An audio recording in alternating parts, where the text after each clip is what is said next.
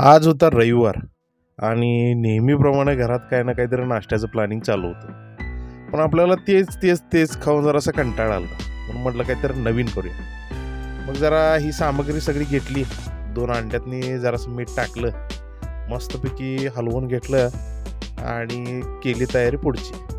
तर आज तयारी होती डोश्याची. मग आता डोश्यात काय युनिक करू शकतो याच्यावर तुम्ही बघा.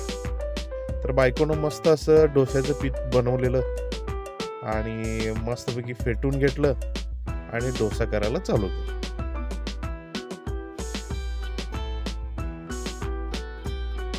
डोसा करण्याच्या अगोदर मस्तपैकी असं तव्याला तेल लावून घेतलं आणि रेग्युलर डोस्याला जितकं तेल लावतात त्याच्यापेक्षा थोडं तेल आज जरासं जास्त लावावं लागणार, कारण आज ही रेसिपी वेगळी आहे, बेत नवीन आहे.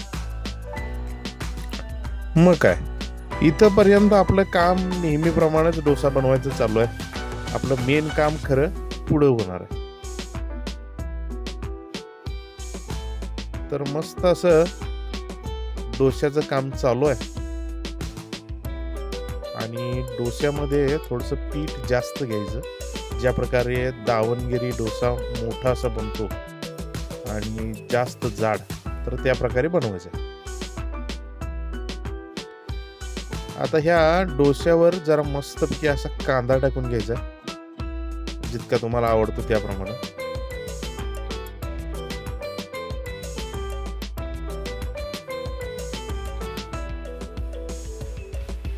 आणि मस्तपैकी असं वरून टोमॅटो. आपल्याला टोमॅटो जास्त आवडतो, त्यामुळे आपण वापर पण तेवढा जास्त करतो. आणि थोडीशी अशी कोथिंबीर मस्तपैकी डिझाईनला टाकून घ्यायची. आता हे सगळं झालं की मेन काम आपलं चालू. तर ह्याच्यावर फेटलेलं अंड टाकून घ्यायचं, पूर्ण डोश्यावर पसरेल इतकं तरी ते अंड आपल्याला घ्यायला हवं.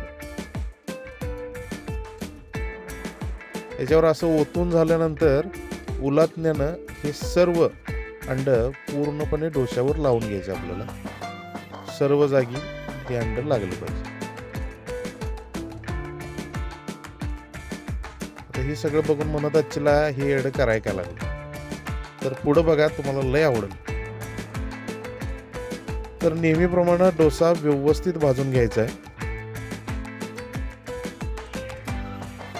आणि वरून थोडंसं आपल्याला तेल टाकावं लागेल, कारण वर आपला अंडा आहे ते सुद्धा भाजलं पाहिजे. तर योग्य जाळ लावून आपण मस्तपैकी असं ते भाजायला चालू केलंय आणि डोसा खालून आता भाजलेला आहे. त्यामुळे आता आपल्याला भाजायची वरची साईड.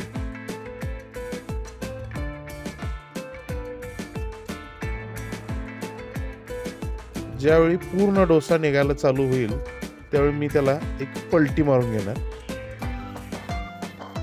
आणि पलटी खूप महत्वाची, कारण सगळ्यांना अशी पलटी मारता येत नाही. राजकारणात कोण पण मारत, पण जेवणात ठराविक लोकांनाच मारता येईल.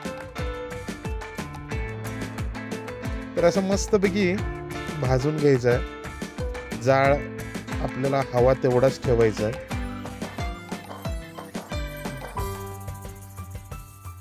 आणि मस्तपैकी भाजायला चालू आहे.